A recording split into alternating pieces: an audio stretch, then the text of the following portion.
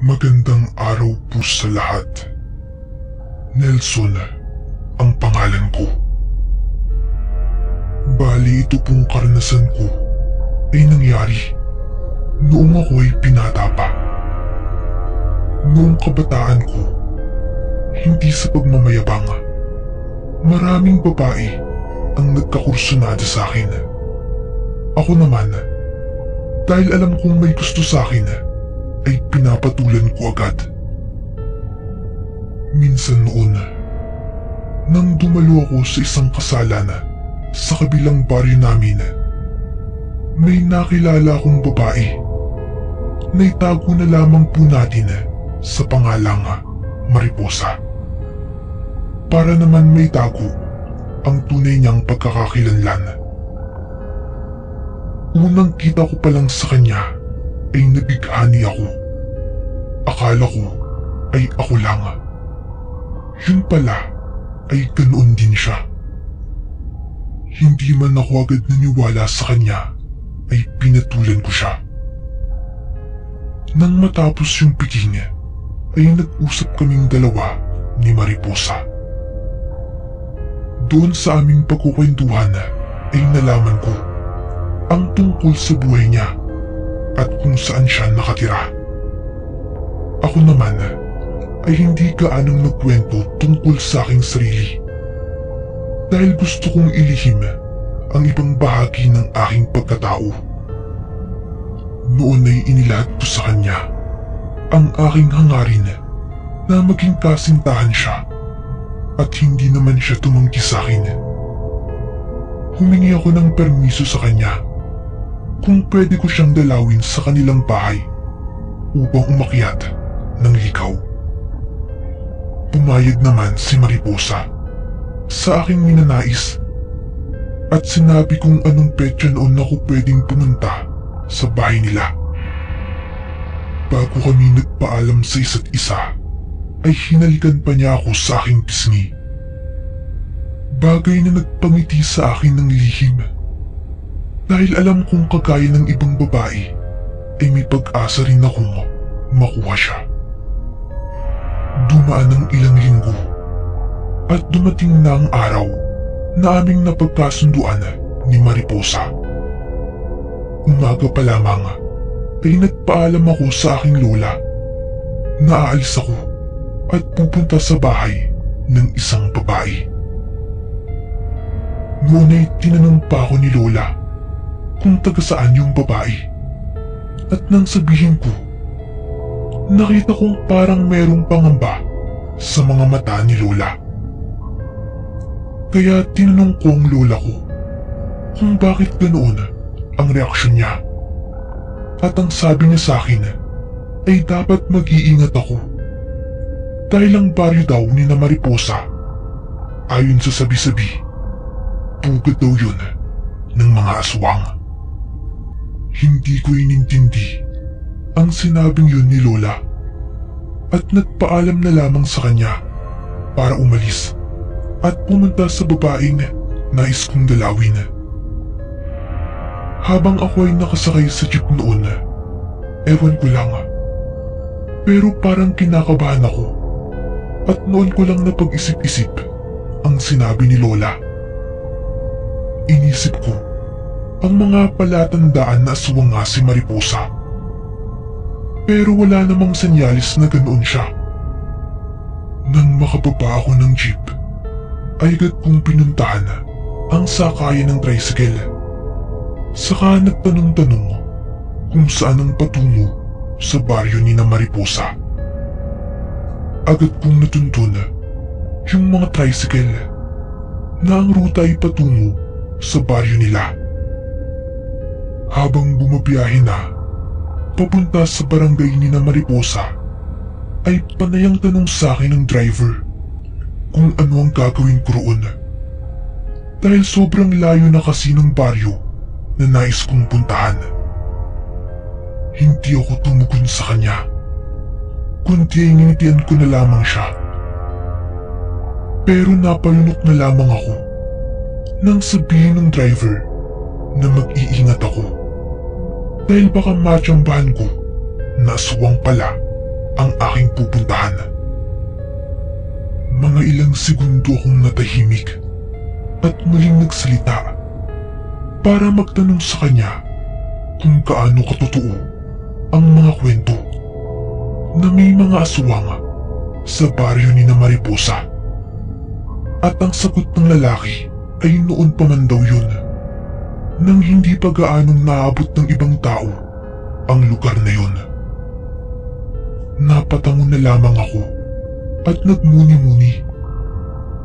Kahit sa tricycle pa lang noon ay nakaramdam na ako ng kakaibang kilabot. Medyo nagsisi ako ng mga sandaling yun at iniisip ko na sana'y hindi na lang ako nangahas na bumiyahe patungo sa lugar ni na Mariposa. Dumaan ng ilang oras. Nakarating na rin ako sa baryo nila. Agad akong nagtanong-tanong sa mga tao kung saan ang bahay nila. Pero isa lang ang ipinagtataka ko. Parang napakatalim ng titig sa akin ng mga tao. Naiilang man ay kinapalan ko ang aking mukha para matuntun kung saan talaga ang bahay nila. Sa aking pagtatanong ay natuntun ko yung bahay ng babaeng aking nais bisitahin. Nang makarating ako sa tapat ng bahay nila ay agad akong nagtaupo. Makailang beses pa akong tumawag noon hanggang sa may dumungaw na isang matandang babae. Kaya tinanong ko siya kung naroon si Mariposa. Nakita ko na tinawag naman niya ito at pagkadungaw ng babae ay agad niya akong pinapanhik sa bahay nila. Simple lang naman ang bahay nila. Gawa lamang yun sa kawayan, saka nipa ang bubungan.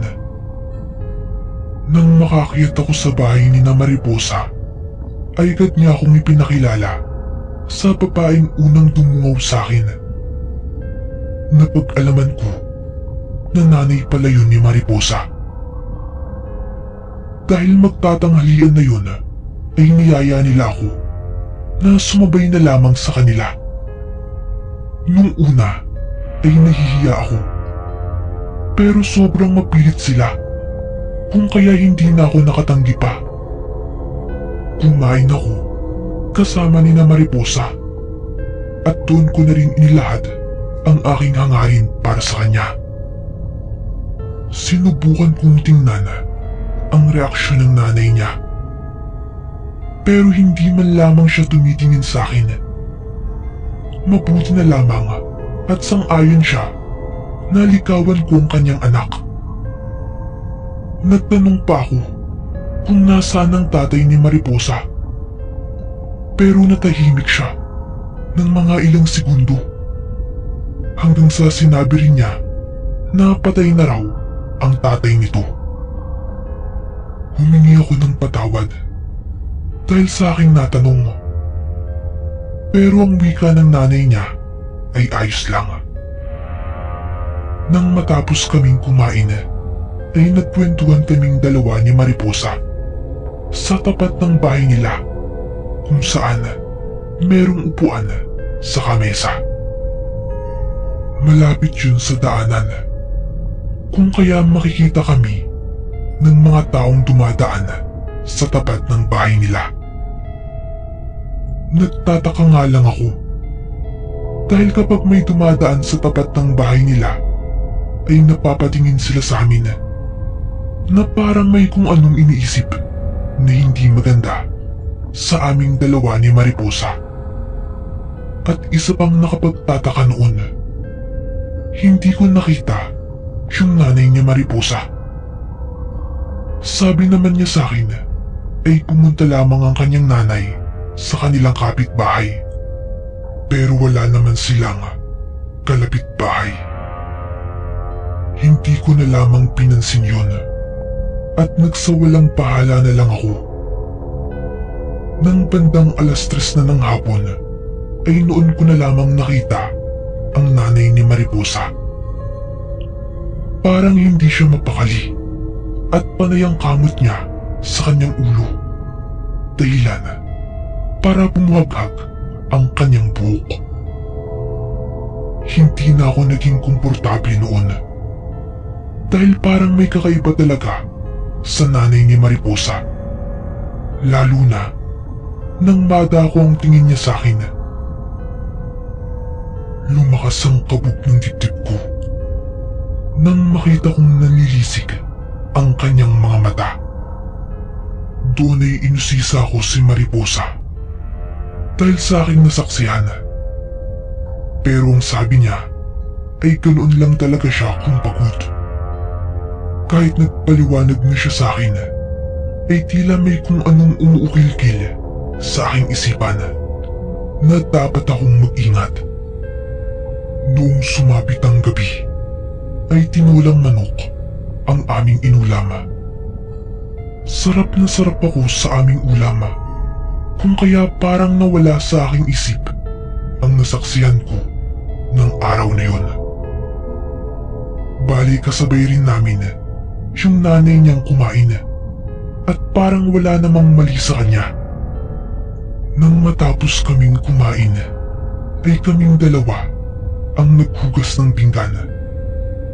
Samantalang ang kanyang ina naman ang nagligpit ng mga balahibo at mga lamang loob ng manok na kinatay niya. Natapos ang aming paghuhugas ng pinggan, pero hindi pa rin nakakabalik yung nanay niya Mariposa, kung kaya nag-alala na ako ng palihim. Dahil pakiramdam ko noon ay parang dudumi ako. Nagpaalam ako kay Mariposa na magbabanyo muna. Nakahiwalay kasi sa bahay nila yung kanilang banyo, kung kaya may pagkakataon akong alamin kung saan nagpunta ang nanay niya. Sa kusina na lamang ako dumaan para hindi gaanong mahalata ang bala ko. At pagkababa ko sa bahay nila ay agad akong nakarinig ng ingay, kung kaya palihim kong pinuntahan yung bahagi kung saan ko narinig yung ingay. Hindi ko nakita yun, pero sobrang nakakasulasok yung amoy na nagkalat na sa bahaging yun. Magkahalong amoy ng dumi ng manok at lansa yung aking naaamoy. Dahilan para maduwal ako. Dahil doon ay nakagawa ako ng ingay. Nagulat na lamang ako nang makita ko ang imahe na parang gumagalaw. Agad akong nagtago nang marinig ko ang parang angil. Nang marinig kong lumayo sa akin ang kung anumang gumagalaw, ay umalis na rin ako sa aking pinagtataguan at agad akong bumalik sa bahay ni na Mariposa.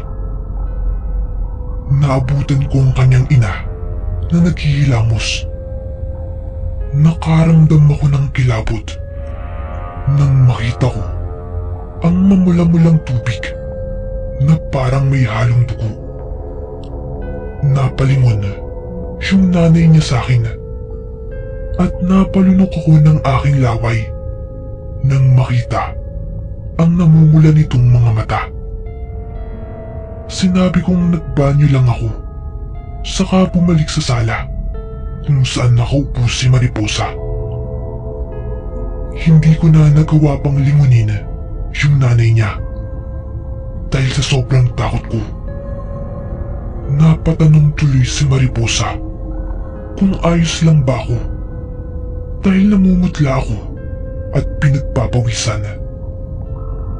Ngumiti lamang ako, saka sinabing naparami lang siguro ang aking kinain, kung kaya sumama ang aking tiyan.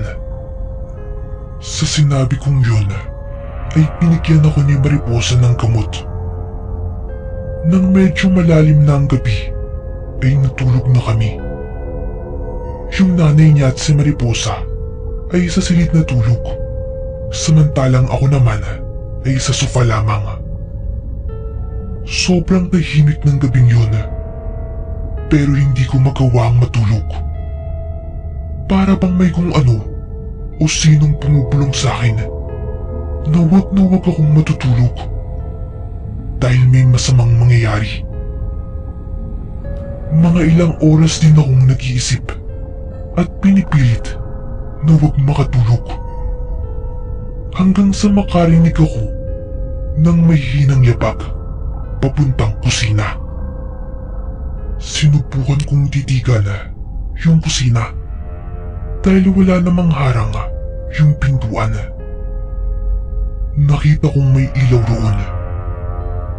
Maya-maya pa, nakarinig ako ng tunog na parang may hinahasa at mga tunog din na parang may mga metal na ginagalaw. Kinutuban ako ng masama. Parang may hindi magandang mangyayari. Kaya palihim akong bumangon. Saka dahan-dahang nilapitan yung pintuan ng kusina. Sinilip ko kung anong naroon at doon ko nakita yung nanay ni Mariposa na parang abala. Hawak nito ang isang patalim na hinahasa habang si Mariposa naman ay naglilinis ng malaking kawali. Pareho silang nagmamadali, bagay na naging palaisipan sa akin. Pero nang marinig ko ang sinabi ng nanay niya kay Mariposa, natingnan kong gising ako at hampasin sa ulo. Doon ko na nabatid ang lahat. Noon ko lang din napansin na parang hindi normal ang kanilang mga mukha at kilos. At yung ina ni Mariposa ay parang naglalaway na. Dahil sa sobrang kaba, dali-dali akong tumayo. At kahit madilim, ang papunta sa pintuan ay nangapa ako. Nang makarating ako sa pintuan, ay agad ko yung binuksan. Narinig ko pang tila natarantas si Mariposa dahil wala na ako sa aking hinigaan. Pero walang lingon-lingon akong bumaba sa bahay nila. Sa sobrang takot ko, kumaripas ako ng takbo kahit na nagkakandara pa ako minsan. May buwan naman ng gabing yun, pero natatakpan nga lang ng ulap. Nakarating ako sa kalsada at sa kabutihang palad ay walang asong nagkalat doon. Nang mga sandaling yun ay tumakbo ko ng tumakbo at ni isang beses ay hindi ko na nagawa pang lumingon sa aking pinanggalingan. Nagbalak pa sana akong magpahinga sa isang waiting shed na aking nadaanan.